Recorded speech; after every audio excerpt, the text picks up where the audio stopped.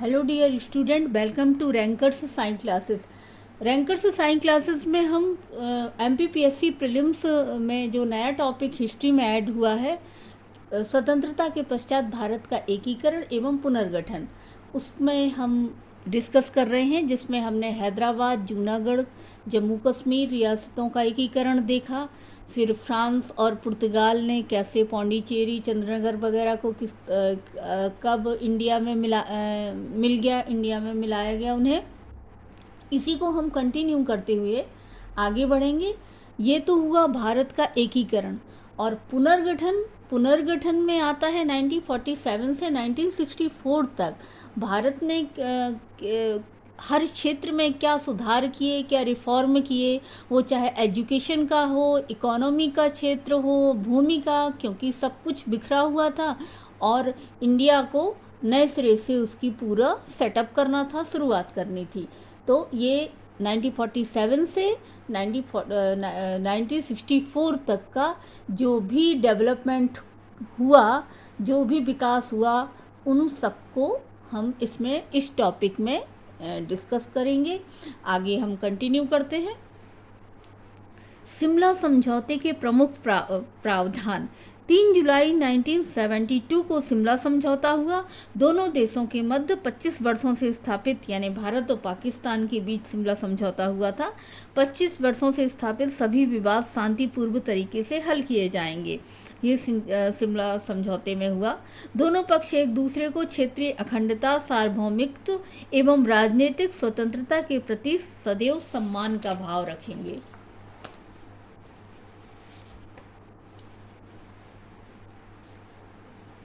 UNO charter के अनुसार दोनों पक्ष एक दूसरे की क्षेत्रीय अखंडता एवं राजनीतिक स्वतंत्रता के खिलाफ बल का प्रयोग नहीं करेंगे। शांतिपूर्ण द्विपक्षीय वार्ता के द्वारा सभी आपसी समस्याओं को समाप्त करने का निर्णय लिया गया। 1 माह के भीतर युद्धबंदियों की अदला बदली की गई। अब राजनीतिक एवं विविध परिदृश्य 1947 से 1964 तक क्या रहा। स्वतंत्रता प्राप्ति के पश्चात भारत क्षेत्रवाद, सांप्रदायिकता, आतंकवाद, बाह्य आक्रमण आदि से आक्रांत रहा। पृथक राज्यों की मांग भारतीय राज्यों को प्रभावित करती रही। द्वितीय विश्व युद्ध के पश्चात जब विश्व 2 ध्रुवों अमेरिका व सोवियत संघ में बटा, उस समय भारत ने अपनी विदेश नीति को नया आयाम दिया तथा किसी भी गुट में शामिल न होकर गुट निरपेक्ष आंदोलन का मार्ग प्रशस्त किया। 1952 में प्रथम आम चुनाव हुआ, जिसमें कांग्रेस को 364 सीट मिली। 1957 के द्वितीय आम चुनाव में भी कांग्रेस को केरल के अतिरिक्त सभी प्रांतों एवं केंद्र में विजय मिली, जबकि केरल में प्रथम गैर कांग्रेसी कम्युनिस्ट पार्टी की सरकार बनी। 1962 में तृतीय आम चुनाव में कांग्रेस को 361 सीट मिली। 1962 में नागालैंड भारत का 16वां राज्य बना, इम्पोर्टेंट है ये। 1959 में राजस्थान के नागौर में सर्वप्रथम पंचायती राज की शुरुआत हुई। ये भी इम्पोर्टेंट है कि पंचायती राज की शुरुआत राजस्थान की किस जगह से हुई। 18 दिसंबर 1961 को गोवा, दमन और दीव का स्वतंत्रता दिवस मनाया गया। 1950 में अन्ना जॉर्ज देश की प्रथम महिला IAS बनी तथा 1950 में ही लक्ष्मी मेनन केंद्र की प्रथम महिला मंत्री बनी।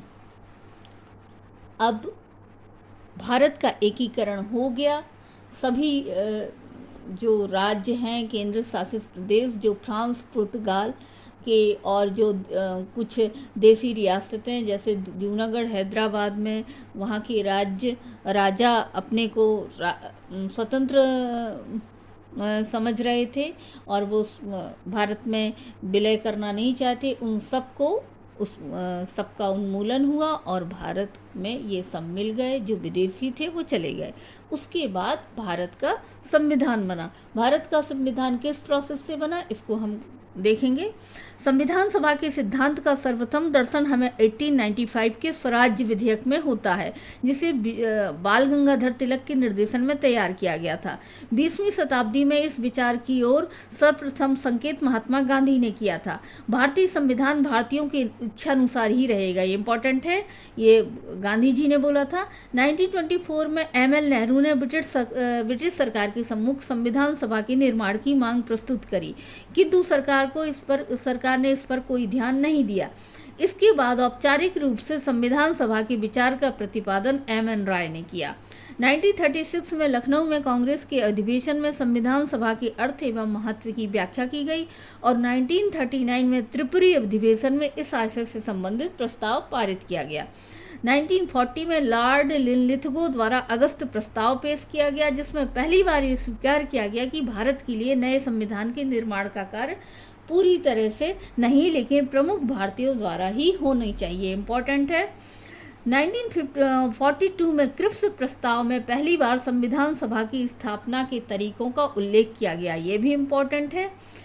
1946 में कैबिनेट मिशन योजना के तहत भारतीय संविधान सभा का गठन हुआ, जिसके सदस्यों का चुनाव वयस्क मताधिकार के आधार पर होना तय किया गया तथा 10 लाख की जनसंख्या पर प्रत्येक सदस्य के चुने जाने की बात कही गई।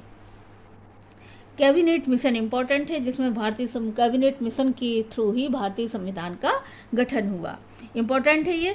योजना के तहत संविधान सभा के सदस्यों की संख्या 389 प्रस्तावित की गई, इम्पोर्टेंट है ये, जिसमें 292 सदस्य ब्रिटिश प्रांतों से और 93 सदस्य देसी रियासतों से तथा 4 सदस्य चीफ कमिश्नरों की क्षेत्रों से चुने जाने थे।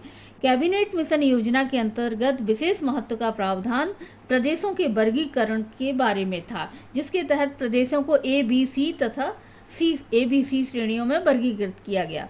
जुलाई अगस्त 1946 में संविधान सभा के लिए चुनाव हुए, जिसमें देसी रियासतों के प्रतिनिधियों ने भाग नहीं लिया, इम्पोर्टेंट है ये कि देसी रियासतों के प्रतिनिधियों ने भाग नहीं लिया। ब्रिटिश प्रांतों के अंतर्गत आने वाले 296 सीटों में 292 ब्रिटिश प्रांत, 4 चीफ कमिश्नरी क्षेत्रों के लिए चुनाव हुआ, जिसमें कांग्रेस ने 208 सीटें जीती तथा 78 मुस्लिम सीटों में से 73 मुस्लिम लीग ने जीती।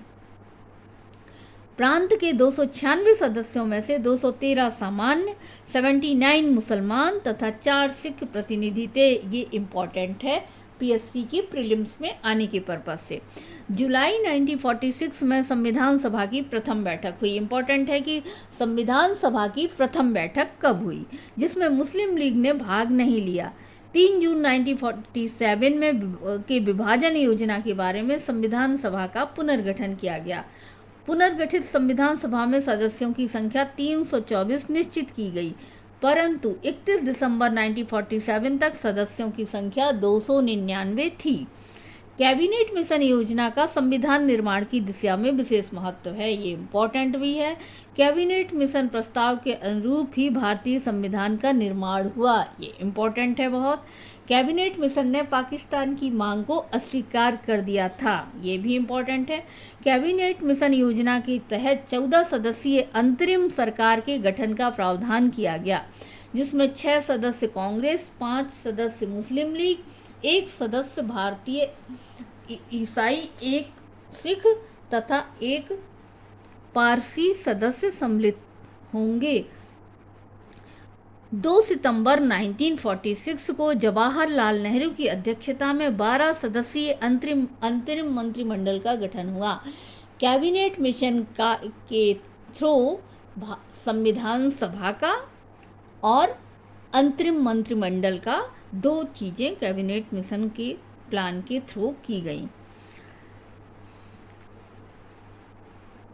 प्रारंभ में मुस्लिम लीग ने इसमें भाग नहीं लिया, किंतु बाद में 26 अक्टूबर 1946 को लीग के 5 सदस्यों के अंतरिम मंत्रिमंडल में सम्मिलित होने के कारण सरकार के 3 सदस्यों श्री शरद चंद्र बोस, अली जहीर और सफात अहमद को त्यागपत्र देना पड़ा। अंतरिम मंत्रिमंडल कौन था, ये इम्पोर्टेंट है, कभी कभी इससे क्वेश्चन आ जाता है कि अंतरिम मंत्रिमंडल में किस व्यक्ति को कौन सा विभाग दिया गया। JL नेहरू विदेश कार्यकारी परिषद के उपाध्यक्ष, विदेश मामले, राष्ट्रमंडल से संबंधित मामले। सरदार वल्लभ भाई पटेल गृह सूचना प्रसारण विभाग तथा रियासत संबंधी मामले। बलदेव सिंह रक्षा विभाग। जॉन मथाई उद्योग तथा आपूर्ति विभाग। सी राजगोपालाचारी शिक्षा विभाग। CH भाभा कार्य खान तथा बंदरगाह। डॉक्टर राजेंद्र प्रसाद खाद्य एवं कृषि विभाग। अरुणा आसिफ अली रेलवे। जगजीवन राम श्रम विभाग। लीग के सदस्य लियाकत अली वित्त विभाग। आई चुंदरीकर वाणिज्य विभाग। जोगेंद्र नाथ मंडल विधि विभाग। गजनफर अली खान स्वास्थ्य विभाग और अब्दुल रब नस्तर संचार विभाग। इनको आप अच्छे से बार बार लर्न कर लीजिए, कभी कभी क्वेश्चन आ जाता है। भारत के संविधान सभा का प्रथम अधिवेशन, बहुत इंपॉर्टेंट है कि भारतीय संविधान सभा का प्रथम अधिवेशन 9 दिसंबर 1946 को सुबह 11 बजे से शुरू हुआ। डेट लर्न करनी है, 9 दिसंबर 1946 को। व्यवहारिक रूप से आज़ाद भारत का इतिहास सभी इसी ऐतिहासिक तारीख से माना जाता है। 9 दिसंबर 1946 को संविधान सभा की प्रथम बैठक में सचिंदानंद सिन्हा को अस्थायी अध्यक्ष निर्वाचित किया गया। ये वेरी इंपॉर्टेंट फैक्ट है। इस अधिवेशन में 207 सदस्यों ने भाग लिया। लीग के सदस्यों ने अपने को अलग रखा। 11 दिसंबर 1946 को डॉक्टर राजेंद्र प्रसाद को संविधान सभा के स्थायी अध्यक्ष के रूप में नियुक्त किया गया। ये भी इम्पॉर्टेंट है कि स्थायी कौन था और अस्थायी कौन था। संविधान सभा ने 2 प्रकार की समितियों का गठन किया, प्रक्रिया संबंधी, विषय संबंधी। 13 दिसंबर 1946 को जवाहरलाल नेहरू ने प्रसिद्ध उद्देश्य संबंधी प्रस्ताव पेश किया, जिस पर 19 दिसंबर 1946 को बहस हुई। दूसरा अधिवेशन 20-22 जनवरी 1947 को हुआ और यह तय किया गया कि लीग के सदस्यों को अब अधिक इंतजार न किया जाए। फलस्वरूप उद्देश्य संबंधी प्रस्ताव पास कर दिया गया। संविधान सभा का तीसरा अधिवेशन इंपॉर्टेंट है, 28 अप्रैल से 2 मई 1947 को हुआ। इसमें भी लीग ने भाग नहीं लिया। 3 जून 1947 को माउंटबेटन घोषणा से यह स्पष्ट हो गया कि अब भारत का विभाजन अवश्य हो जाएगा, तो संविधान सभा का पुनर्गठन किया गया। पुनर्गठित संविधान सभा के सदस्यों की संख्या 324 नियत की गई। विभिन्न प्रांत एवं देशी रियासतों के प्रतिनिधियों का चुनाव अप्रत्यक्ष रूप से विधानसभा के सदस्यों द्वारा किया जाना सुनिश्चित किया गया। संविधान सभा के राजनीतिक सलाहकार इंपॉर्टेंट है, बी.एन. राव संविधान सभा के राजनीतिक सलाहकार थे। बनाए गए संविधान के प्रारूप पर विचार विमर्श करने के लिए संविधान सभा द्वारा 29 अगस्त 1947 को एक संकल्प पास करके प्रारूप समिति का गठन किया गया। बहुत ही इंपॉर्टेंट फैक्ट है। इसके अध्यक्ष डॉक्टर बी.आर. अम्बेडकर को चुना गया। अब हम नेक्स्ट क्लास में इसको कंटिन्यू करेंगे। Thank you.